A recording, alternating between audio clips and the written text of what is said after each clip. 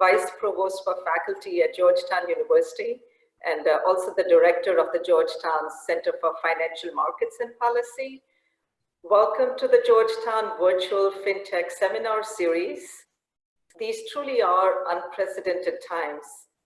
First of all, I hope you and your loved ones are safe and healthy. Be sure each one of us has the responsibility to follow the guidelines of healthcare experts so that this disease can come under control quickly. Our thoughts and prayers are very much with those who are at the front lines in helping others. I'm most grateful to faculty really all over the world who continue to care so deeply about our students.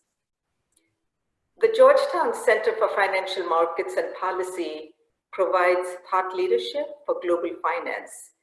We believe in excellence in research to impact practice and policy. The center was created after the financial crisis of 2008, when Washington, D.C., unfortunately, became the new global financial hub. It is ironic, now in our 10th year anniversary, we are dealing with a global health crisis that is having a huge impact on the economy and finance.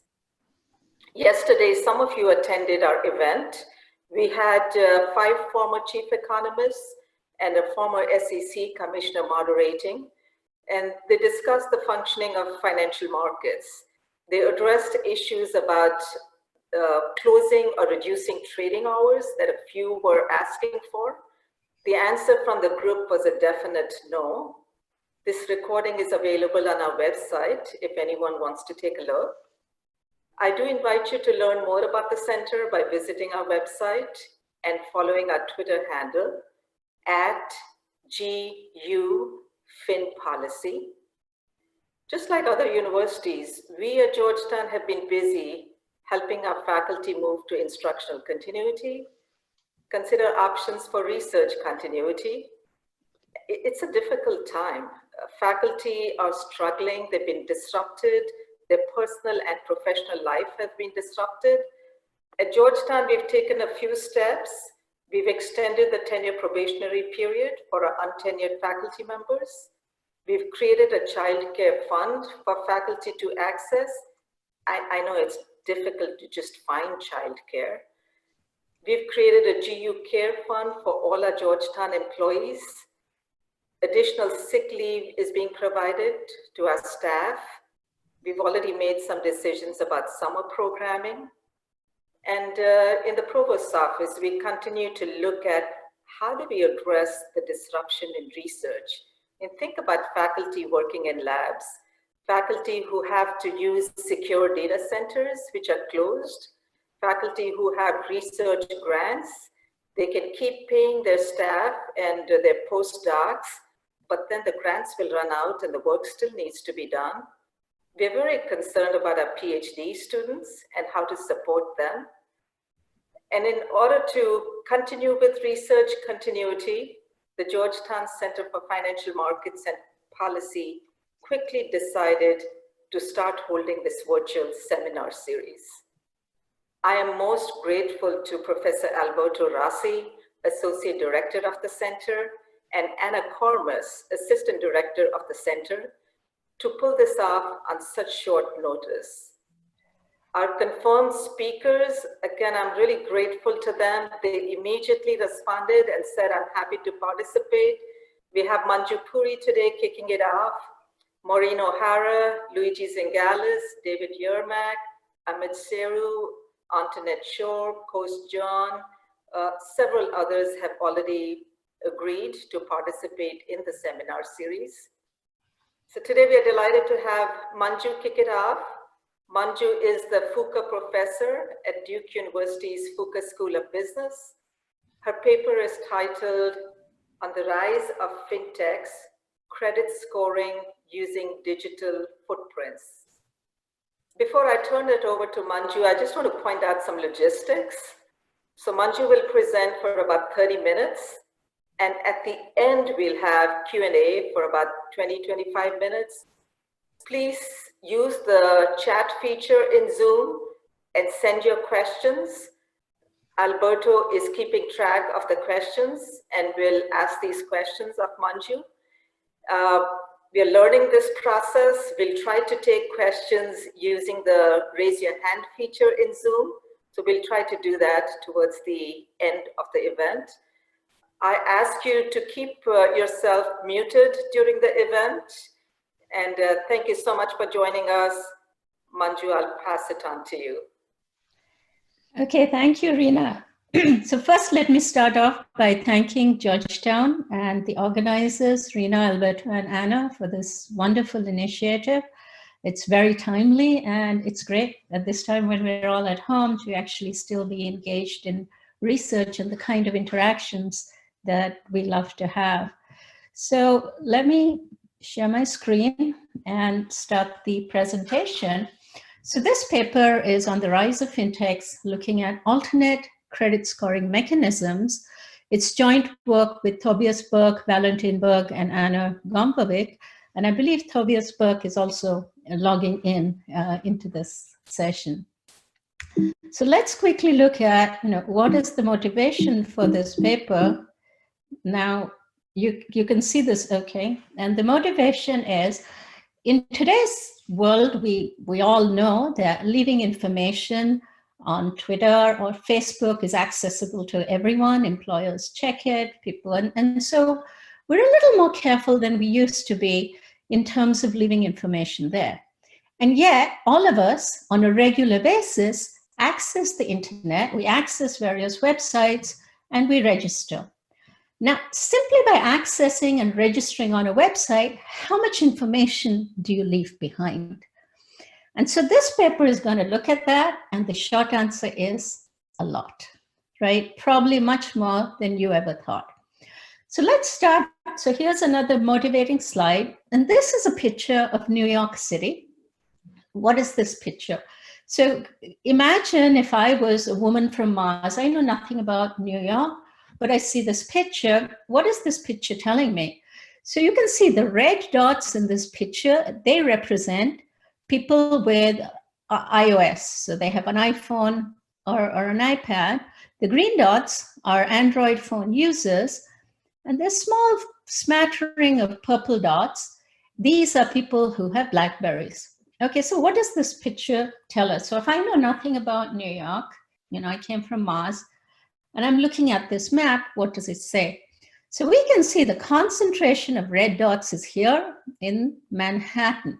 So there's an interesting paper by Marion Bertrand, which looks at what's the difference between the rich and the poor through the ages. So you can imagine once upon a time, it would have been, do you have cable TV? Do you have a BMW? In today's world, what is the difference between the rich and poor? And it's, do you have an iPhone or not? So having an iPhone puts you in the top quartile of income earners. So you can see, just by looking at, and this is all publicly available information, this is showing you where the wealth is concentrated, and that's in Manhattan. You start going out, to New Jersey, to Brooklyn, far more greens, right? Less wealth. And then in the heart of Manhattan, there are a few purple dots. What do these represent? So maybe like the Obamas of the world, people who refuse to give up their Blackberries, or chances are these are bank-issued Blackberries. And this is only one variable, the information of which you leave behind anytime you access a website, right? Okay, so how do we figure this out? There are many data vendors, there are lots of websites that claim we use alternate credit scoring and it's great. There really hasn't been any systematic research looking at this. And of course, the first barrier is data. So we got rough data from a website in Germany. It's an e-commerce website, very similar to Wayfair, sells furniture. And the way this works is you go, you browse, you say, well, I want a coffee table, and then you put in your details. And then the website does a quick credit check. They run their algorithm. And if they think your default rate is less than 10%, they'll say, fine, they'll ship you the goods, they'll invoice you, and you can pay once you get it. And so think of this as it's a short-term consumer loan. These are not very large. The typical size is about 320 euros, about $350. The mean age is 45 years, very similar geographic distribution to the rest of the German population. Importantly for us, it has the credit bureau scores. Now, the default rate is about 0.9%, but remember, these are short-term loans. Once you annualize it, it's roughly 3%. And this is very similar to the default rate on German consumer loans. So anytime you make a purchase of more than 100 euros, and the website thinks your default rate is less than 10%, you will be shipped the goods and you essentially have this loan. So how does our data set compare? We have data from one website.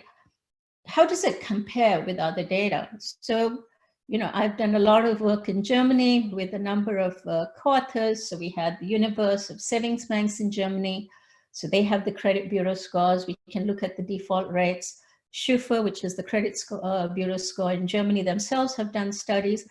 And you can see it actually compares quite well. So this is good news compared to sort of the population, the universe of people, sort of banking and savings banks. It looks quite similar. And in terms of comparing it to US data, it's also quite similar. The main exception is P2P data in 2007-8, where the default rates are a lot higher. Okay, so let's get to the heart of the matter. What are we going to define as a digital footprint? So the way we're going to think of digital footprint, this is going to be a bare bones digital footprint. Now, I could always get more information from Twitter, your social networks, from Facebook, and gather a lot of information about you. That's not my objective here. My objective is very simple, and that asks simply by accessing a website and registering on it, how much information do you leave behind? So it's a bare bones, shallow digital footprint. Obviously, if I mine more information about you, I'll probably do better. But this is the minimal information. Anyone with a website, can access this. So I'm going to divide this into, I'm going to make this 10 easily accessible variables, which will divide into 3 buckets, right? So the first 3 is, how do I get them? Am I using a desktop, a tablet, a mobile?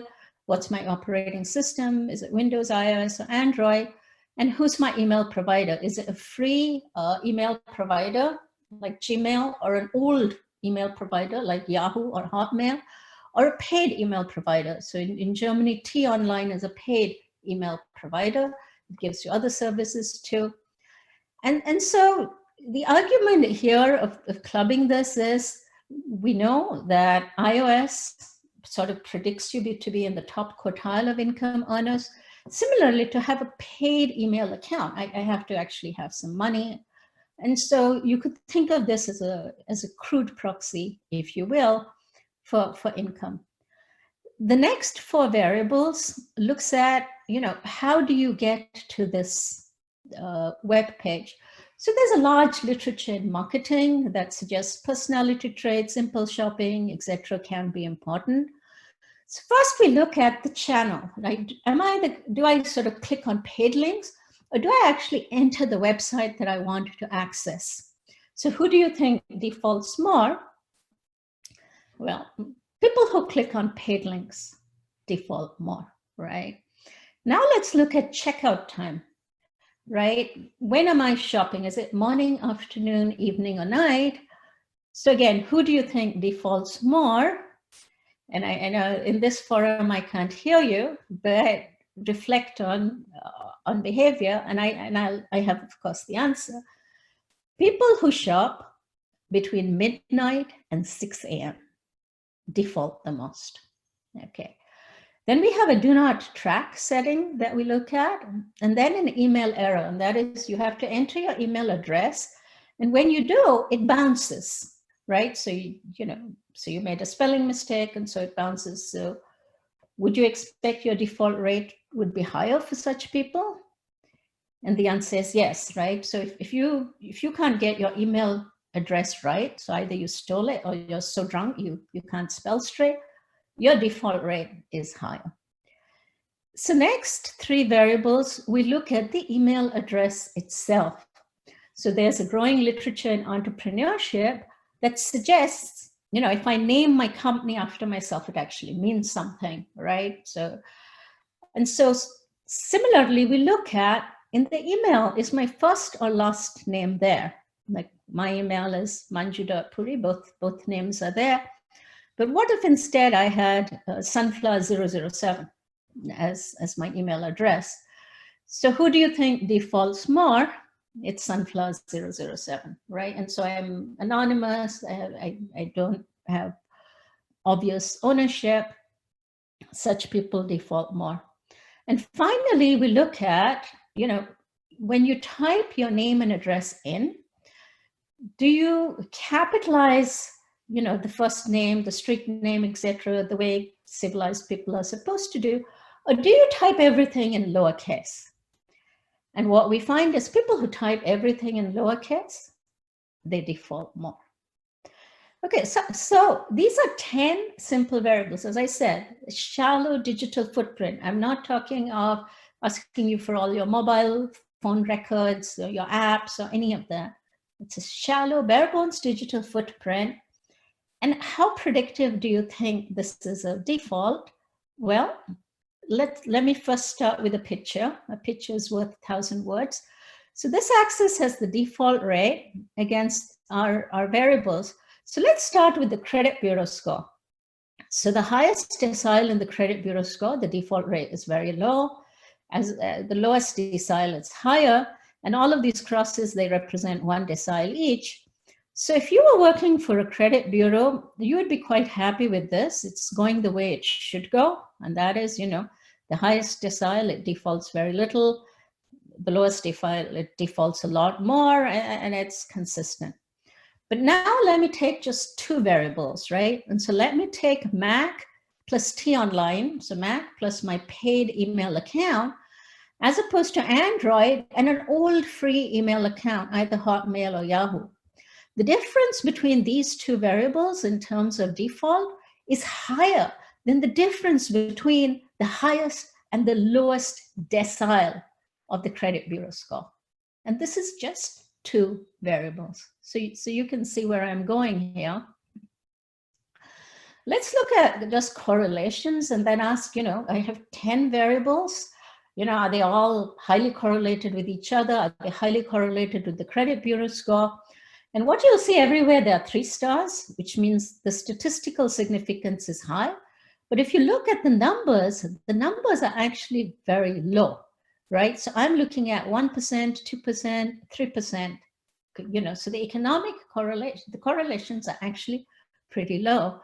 So the only place where it's high is between the device type and the operating system. So, we combine that. If it's a Mac, if it's Windows or desktop, we'd combine that. But other than that, these are actually pretty low correlations.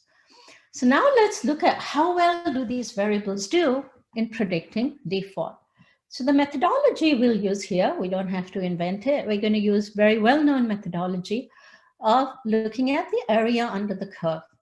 And so what is this? Roughly speaking, it's a logic regression. The left-hand side is a dummy variable, 1 if I default, 0 otherwise, right? And I regress it on the characteristics of interest.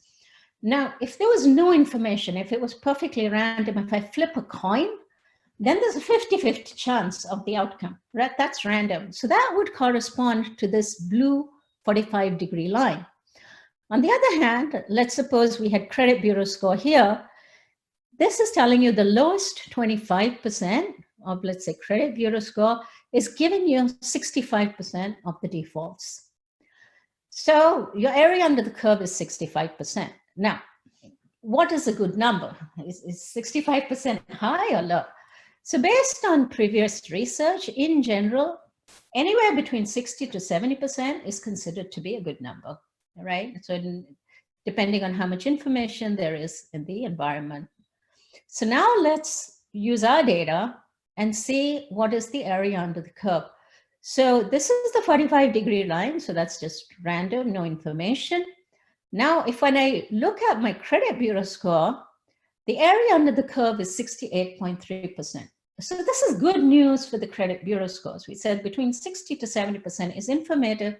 So the credit bureau scores are doing a good job in predicting default. Now let me just put my 10 digital footprint variables on the right-hand side and compute area under the curve. It's 69.6%. It is as good as the credit bureau score. Now take a minute to think about that. Think of all the information that is there in the credit bureau score, right? And think of all the people who collect this. So we're looking at all your past defaults, we're gathering information on your credit lines, your credit cards, when do you default, when do you pay late. There's a humongous amount of information collection there. And think of how much time and energy does it take for me to run the digital footprint and cost, right? It's done in seconds, very little effort. And yet we're getting the same predictive power.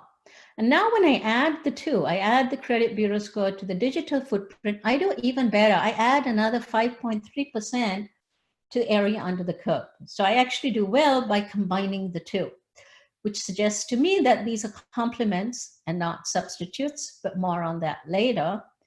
I want to just point out that the area under the curve that we have, even though we're using one website, it compares very well with the universe of German consumers, sort of looking at other data. It also compares quite well to the US data. But the thing I want to actually emphasize is the digital footprint, when you add it to the credit bureau score, it gives you another 5.3%. Let's compare that with banks. So we have the bank internal ratings from the universe of saving banks. So this is 300 plus savings banks in Germany. We have the credit bureau score, we have the internal rating, and we can see how much extra does the internal rating add. And so what we find is it adds 8.8 to somewhere between 8.5 to 12%. This is good news for the banks, right? We believe banks are special. They do a good job in information generation, screening, and monitoring. So it's good for the bank, but my digital footprint with just those 10 shallow variables is already doing half as well. Again, think of all the staff that is employed, all the information that is collected by banks, and everything that they're doing to get to that, 8.5 to 12%. And so you can see the information advantage of banks is shrinking. When you compare the digital footprint to all the standard time-honored things that banks are doing. Okay, these are just going through the regressions, and it's showing you if I just regress it on credit bureau scores, it's working the way you expect. It's clearly statistically, economically significant. All the components of the digital footprint are economically important. When I add the two, the coefficients barely budge. Again, it suggests it's complements.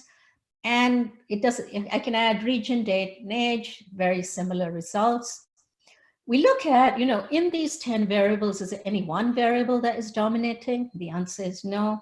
Is it income proxies and non-income proxies, one-time actions? I changed from Hotmail to Gmail, or continuous ones. And it turns out all of them are important in different degrees.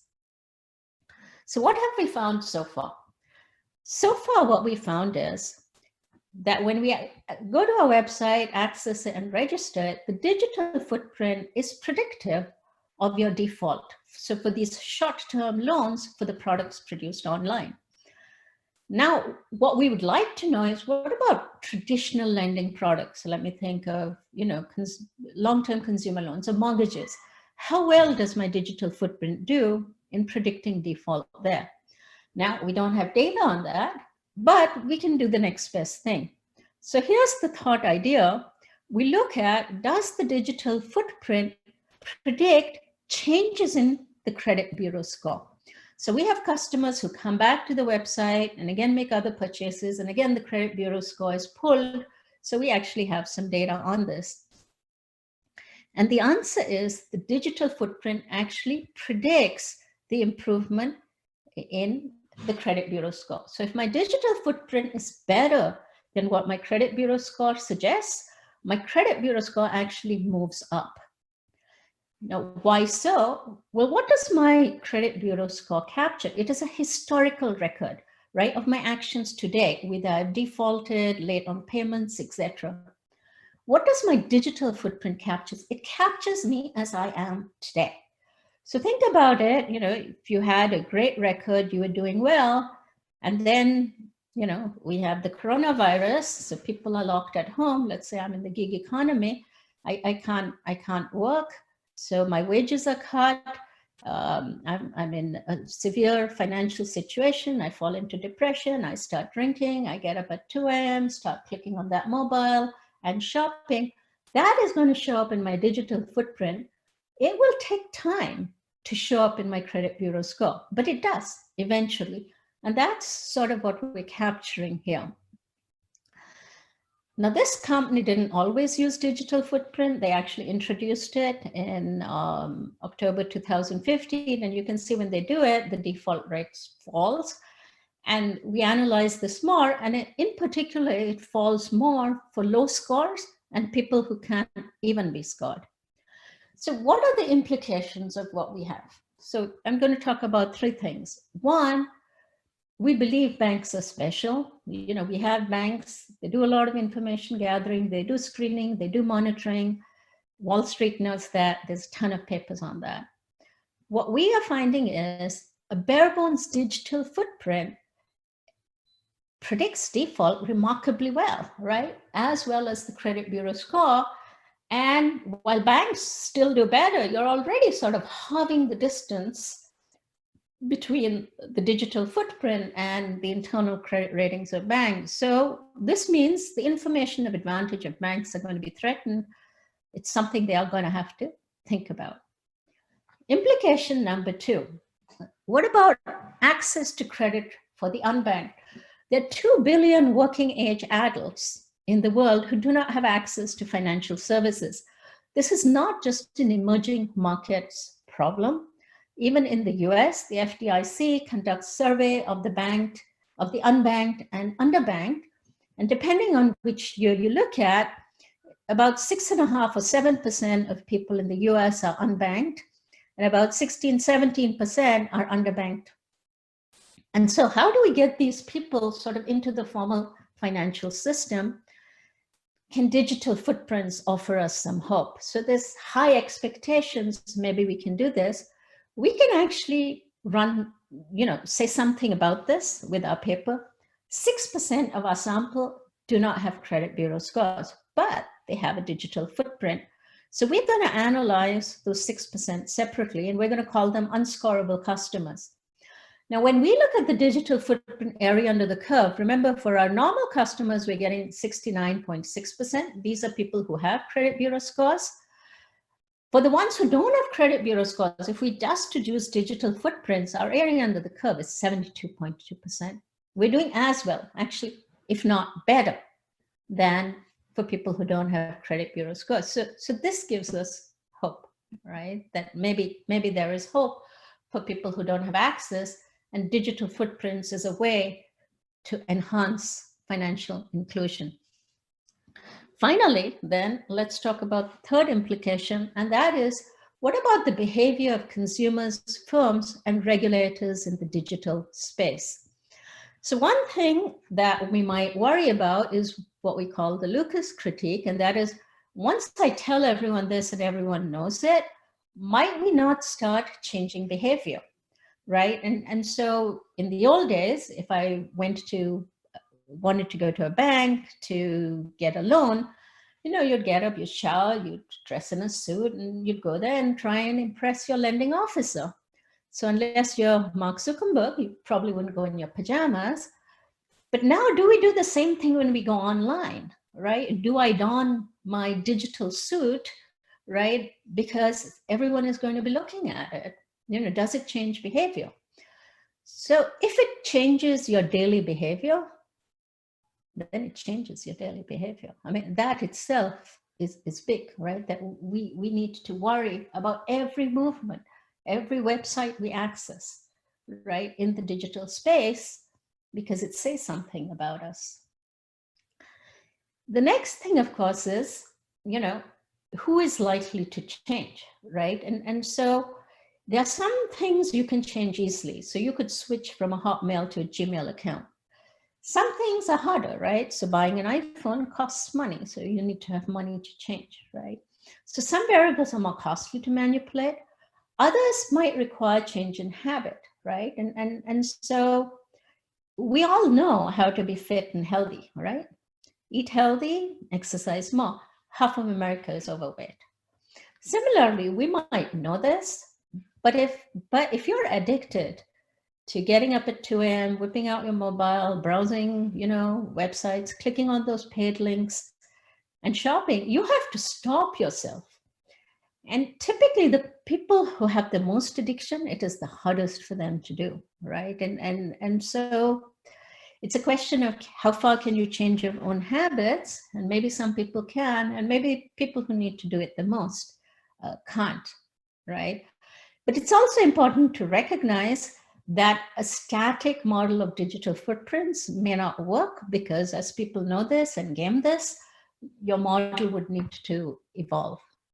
The next question is, how do firms respond, right? And could they offer different products? Could they start discriminating, right? So I know you've come, your digital footprint suggests that you have plenty of income or you're a certain characteristic.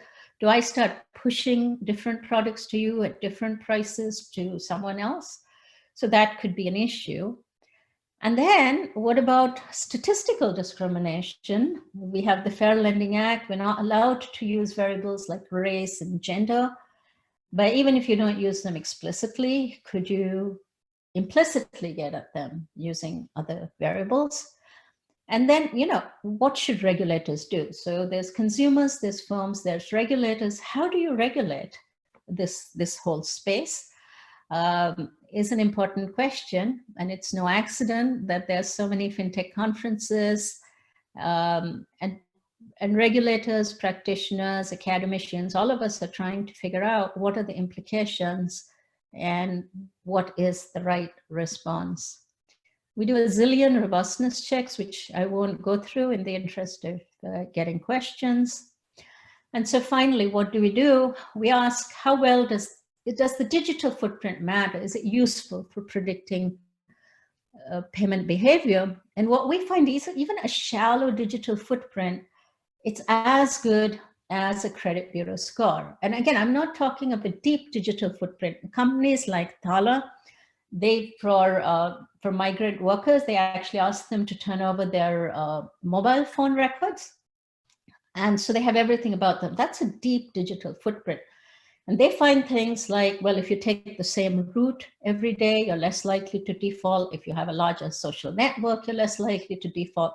If you call your mother every week, you're less likely to default, right? And so we're not talking of this deep digital footprint. Even a shallow digital footprint is doing as well as a credit bureau score.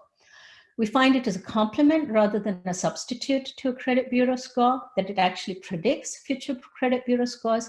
And importantly, it works equally well for people who don't even have credit bureau scores. This has potentially wide implications on the business model for financial intermediaries, right? And so on alternate credit scoring mechanisms for giving credit, this is not, we've had our traditional way of credit scoring, and this is another one. It's more cost effective. And so it's going to certainly have implications and threaten existing models. It gives us hope for financial inclusion and access to the unbanked. And last but not least, it has enormous implications for all of us as consumers, for firms, and for regulators in the digital space. So thanks, and I'm happy to open this up for questions. Thank you very much, Manju. I received an incredible amount of questions. I think that the award for most active chatter was Per Stromberg by far. Yeah.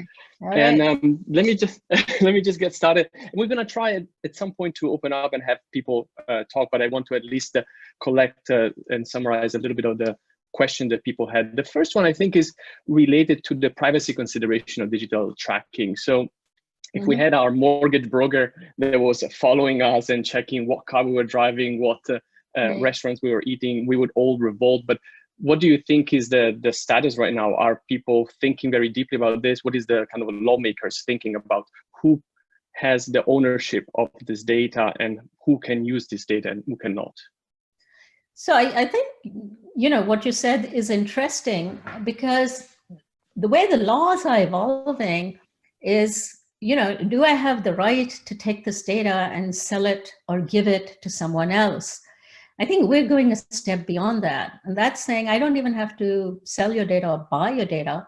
I can simply mine your data, right? And so long as I have a website, I'm using it, I'm not buying it, I'm not selling it, I'm just using it.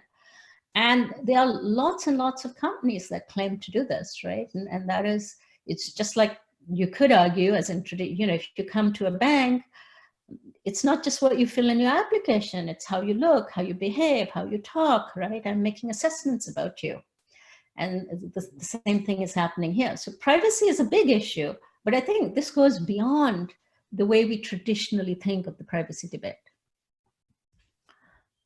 I see. So, and I think following up on this, I think one aspect that is even more kind of concerning is the fact that now there is not only first-party tracking, so it's not only the company itself that can track you when you're on their website, but you also have third-party trackers that create profiles. So you actually can start having that the information that you kind of disseminate when you maybe, I know, you're looking on WebMD, for example, can be used potentially in your credit decisions by your bank. So I think this is kind of an item that is going to be kind of leading to more and more research going forward. I think a second question that Per kind of raised was, can this happen also to companies? So do companies, do they leave digital footprints themselves? And so do you think banks are actively using this information to screen out how companies, whether companies are worthy of being lent money or not? I think companies can leave digital footprints. As far as I know, at the moment, banks are not using digital footprints. And I think that one of the distinction between banks and fintechs is banks are very heavily regulated. Your examiner is going to come here. And there's a time-tested way of screening for loans. And so if your examiner comes and says, well, when you say, you know, I gave this a low rating because this guy shopped at 3 a.m., they're probably going to look at you and say, really? You know, and so you also have to remember, these have not been time tested, right? And so what happens in downturns, right? How well will these digital footprints do? And so because banks are so heavily regulated, right, I think it will take time and, you know, to agree on what they can use, and, you know, because regulators have to worry about them. Fintechs, on the other hand, don't, and there are plenty of fintechs, I think, experimenting with all kinds of alternate credit scoring models. Now, having said that, like China has the largest number of fintechs. They have thousands of them, and I believe 500 have failed. So clearly everyone is not getting the model right? And so I think there's a big learning curve. Yeah, and, you know, so I know someone I talked to was trying to actually look at the digital footprint. They called it digital footprints of banks, but essentially the idea was, digital footprint of firms. The idea was, if I track what firms are doing, right, let's say I'm the competition or something else, could that give, you know, I could use that information, and surely you could, I think. Yeah, and so another question, like, you've been using tools that are more like traditional statistics too. Have you tried or thinking about using more kind of machine learning methods like random forests or boosted regression trees that may allow to have account for interactions between the variables? For example, some people were raising in the chat this issue that you may have that a certain iPhone, for example, may be much better at helping you type your information correctly and capitalizing and not making spelling mistakes compared to other devices. Have you tried to use kind of these more advanced techniques? No, I mean, I can see where the questions are coming from, right? But just to take a step back and think big picture, yes, if I use more information, And if I harvest the information more intensely, could I do better? Almost surely, yes, right? But I don't think that's the right horse race, right? And so for me, what am I doing? I'm asking a shallow digital footprint using a very simple algorithm. Does it do as well as a credit bureau score? And the answer is yes. Now, you could similarly say, well, I could take the credit bureau underlying information, apply machine learning and all, and I probably could do a lot better. So yes, I could use more information, and I could use machine learning and other things and do better. And I think, again, there are other papers that have started looking at this, you know, and not surprisingly, you're going to do better.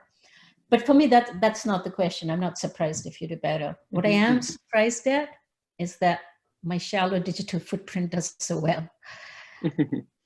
And I think you touched on it also in your presentation, but there are so many questions about this. So what is your view regarding the relation between the usage of digital footprints and discrimination? We know that now there is a big push in trying to make sure that the lending decisions are not based on discriminatory practices, but in principle, if you start having digital footprint of people and everything they do, you know that you're going to have characteristics that are going to be correlating with age, gender, race, for example. So what do you think will be the solution for this? So what are the next steps that we can take?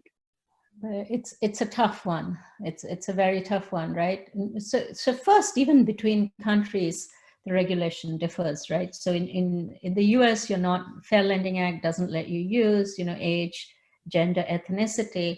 In Germany, you can, right? And you can use geography, you can use all of that. And hence the German credit bureau score, the area under the curve is actually higher than what you have in US, because they're using these variables that we're not explicitly allowed to use in the US. So first, even across countries and nations, there is variability in what people allow. And so depending on which country you're in, you may have a view as to what is appropriate or not.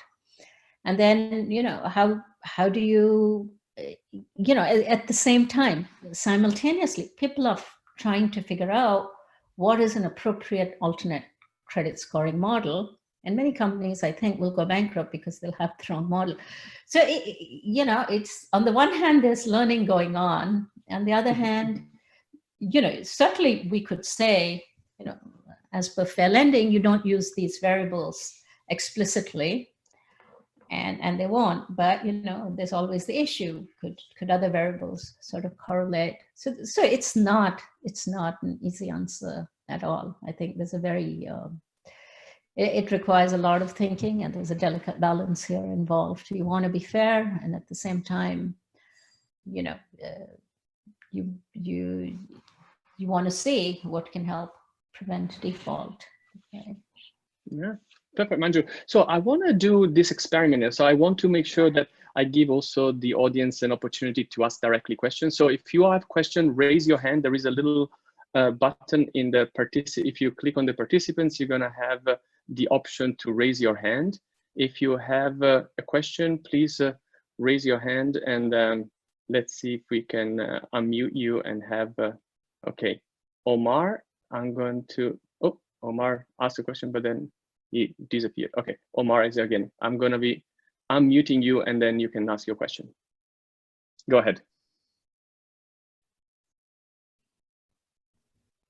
Oh, yep, there we go. Hi, good morning, and thank you for this, Professor Puri. I'm curious to see when it comes to this data that it's not directly correlated to financial matters, or not, I don't want to say correlated, not directly associated with financial matters. How do you differentiate between correlation and causation? What happens, has this been tested in a down market where the digital footprint is still good and repayment or default rates could change? No, in fact, that was the point I just raised. It's not been tested in a down market, not yet, because we haven't had we may now have a down market in which to test it, but at least historically we haven't, right? And so I think you have to be careful, because what we have is we have a set of 10 variables that are correlating to payment behavior. And so what's happening, so again, the data is the data, right? And so this is what we established. Presumably there are latent underlying variables, right? That, if I don't have good self-control and I'm clicking on these paid links at 2 a.m., that also correlates to how my repayment behavior, right? So, but again, so as I said, this is sort of the first paper. We're just establishing that, yes, the digital footprint matters, and it matters enormously. And, it's the first paper. It's certainly not the last. I think there's a lot more work to be done. Perfect. The next question comes from Per Stromberg. I'm going to mute you now, Per. Yeah, so I guess I had a lot of too many questions. Sorry about that. But this sort of, the robustness of these models. I mean, yeah. On the one hand, okay, I'm sure these firms like your firm or Amazon and so on, they have way more variables and way more sophisticated algorithms to predict this, because you have this sort of Seru, Vig, and Rajan paper, right? But once people understand the model, it stops being informative. But when I'm thinking about that, there seems to be like a benefit of having a rich set of information. The more kind of signals you get about someone, the better of an information advantage you get. So from an IO perspective, do you think this will lead to kind of more or less competition in financial markets? It's going to be, oh, now I can enter, non-traditional actor can come in and compete with the banks, more competition, or, Alibaba and Amazon will like have the whole market because no one can match their amount of information. Okay, so it's interesting, because when we said this, immediately Amazon and Alibaba came to your mind. The website that we have, they actually don't have much more data. I mean, this is all they do, right? And so, we made a virtue of having a shallow digital footprint, but the truth is they don't have much more data. It's not that they have now Amazon, Alibaba would have a lot more data. So you have Amazon, you have Alibaba, but you also have many FinTech firms sort of, cropping up and doing business. So how is this going to play out in the long run, and what the equilibrium will be? It's anyone's. Because the problem, I think, with only these 10 shallow footprints is that you can probably game half of them, or 2/3, right? So it doesn't seem to be a very robust model. Once people understand what this particular firm scores on, it's going to just get worse and worse, right? But if you have lots of data, you can kind of real time adjust and so on. It seems much harder to kind of reverse engineer, and that should give you a more sustainable. I mean, undoubtedly, if you have more data, you're going to do well. So, will Alibaba do better? I expect them to, because they have just so much more data. Now, as economists, you have, and I have, this immediate thought that, well, if everyone knows this is going to be gamed away. The market seems to move quite slowly, right? Now, there was an article in Sun in UK, right? Front page news, saying the second largest car insurance company, they were actually charging higher premiums to Hotmail users, right? So this is front page article in Sun. And scandal, right? That's something that, how can you do this? Why would you do this? And their response was, they have more accidents, Now, this came out a few years ago. People still have Hotmail accounts. It hasn't, so yes, rationally we expect people to move, but there are two things. One, some things take money, having an iPhone or whatever. Some things require change in habits. And perhaps the very worst credit people, they just move a lot more slowly. But, that it doesn't mean it can't be gamed. And, when I teach my students, I tell this, don't start a business and don't have a static model, right? Because over time, that is exactly what you should expect to see. And so there will be evolution, and you need to be dynamic about it. But I think if you're dynamic about it, this stops working, then that starts working. You can see where this is going. Right. Thanks. Yeah, Per, you can ask. Oh, actually, there is Alessandro Privitero as another question, question. So let me unmute you. You can go, Alessandro. Hi, thanks for the very interesting seminar. So my question is the following. So far, you look at cross-sectional variations. So people that use iPhones versus iOS devices and how they might be likely or not to pay. But I'm thinking there might be interpersonal, intrapersonal variation. So maybe if we look at spending patterns of people done after dinner or in the middle of the night, or people doing purchases on their mobile phones versus their desktop.